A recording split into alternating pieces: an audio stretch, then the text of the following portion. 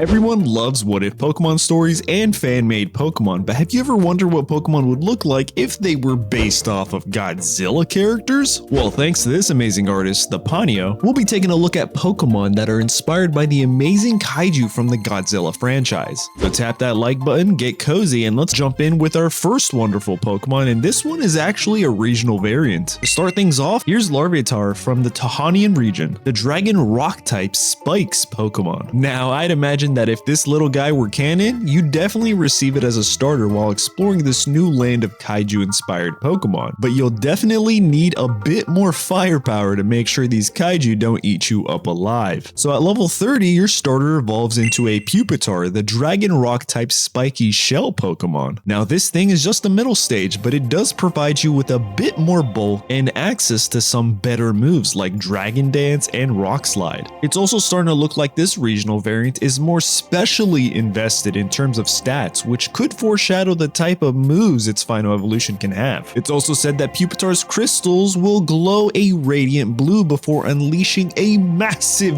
beam from it, which is kinda nuts. But now your Pokemon has reached its pinnacle form, a fully evolved Tyranitar. However, this T-Tar is Dragon Water type, the spiky fin Pokemon. This variant is clearly inspired by Godzilla and has evolved to not only travel on land but also travel by the sea, and has become the region's protector from all foreign invaders. Oh yeah, it can also harness the energy around it to release massive amounts of energy in the form of blasts that give off a bit of radiation, which is interesting because this Pokemon's hidden ability is immunity. It's also got some interesting moves like Wave Crash, Dragon Breath, and even a signature move, Baneful Bunker. But there's one more really interesting aspect about this Pokemon line, and I know you guys are gonna love it for sure. It's actually part of a branched evolution chain, 3 in fact. The first is the T-Tar variant we just talked about, which Pupitar will evolve into if it learns Baneful Bunker at level 55. Or it'll evolve into Cosmotar, the Dragon Rock type Cosmic Armor Pokemon, if it learns Diamond Storm at level 55 instead. This evolution is a bit more offensive, but still has some nice tank-like attributes. There's still a third option we haven't talked about yet, and that's if Pupitar chooses to learn the move Darkest Lariat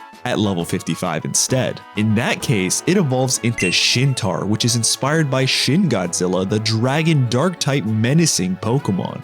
This Evo is fast and pretty deadly with a unique move pool of dip and dash attacks. But there might be something you noticed about this branch-chained evolution set. They all require Pupitar to learn a signature move of some kind from another Pokemon. It can only learn one, so choose wisely. But I think this is a really cool aspect to include for this unique design of a Pokemon line, because instead of getting the standard 3 starter Pokemon, you only get 1 starter Pokemon, and instead you get to choose 3 possible evolutions. But what do you guys think? Cool idea? And if so, which evolution are you going for? Now let's talk about the first Pokemon you'll probably run into in this region of giant monsters, and that's the early route bug. Meet Masupira, the bug-type larva Pokemon. It's really cute with its different colored eyes, and I like the color pattern, but it's just the first stage bug type, so nothing too crazy going on over here. However, once you reach level 15, it evolves into one of 2 Pokemon. Similar to Hoenn region's Wurmple, not much is known to why it evolves into a certain Pokemon, but it's often theorized that it could be based off of a number of factors, like if it's more physically invested than specially invested, or depending on its nature, or maybe even depending on its gender, but no one really knows. Either way, it'll evolve into a Macoon, the bug fairy type larva Pokemon that has pretty high special defense, or it'll evolve into Evoon, the dark bug type larva Pokemon that has pretty high physical defense. I personally love the color scheme of the Evoon line, and the spikes are just the cherry on the cake, but that could just be me. Moving back to the Macoon line, once it reaches level 30, it'll evolve into Gramoth, the bug fairy type moth Pokemon, which is based off of Mothra, and this thing is absolutely stunning. I know I said the other middle stage was my favorite, but for a final evolution that looks like this, I don't know, I might need to have both of these Pokemon on my team. I love its Rorschach-like designs on its wings, and its fur really adds to its overall bulky design, which is further complemented affected by its stats. It also learns the moves Bug Buzz and Dazzling Gleam. Now we gotta look at Evoon and see what Pokemon this creature evolves into at level 30. Meet Shintra, the dark bug-type moth Pokemon, which is based off of the concept of a Shin Mothra. Now this thing is fast and can hit quite hard, but also has a really strong hidden ability, Speed Boost, making it quite the terrifying threat. It also learns moves like Night Slash and U-Turn for utility, but what do you guys think? Are you catching a Gramoth or a Shintra, or are you gonna pull a me and go for both of them?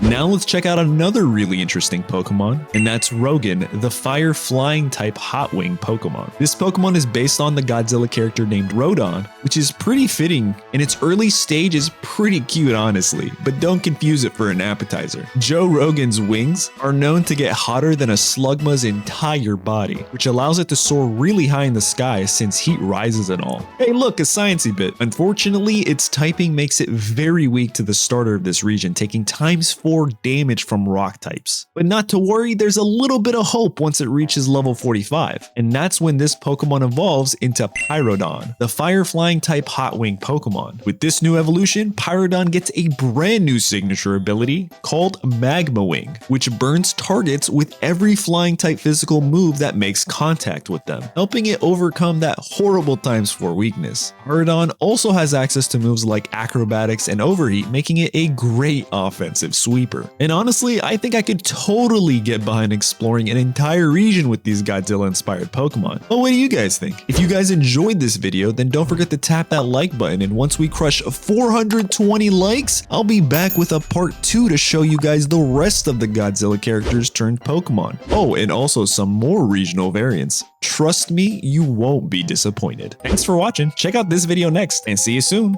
Bye.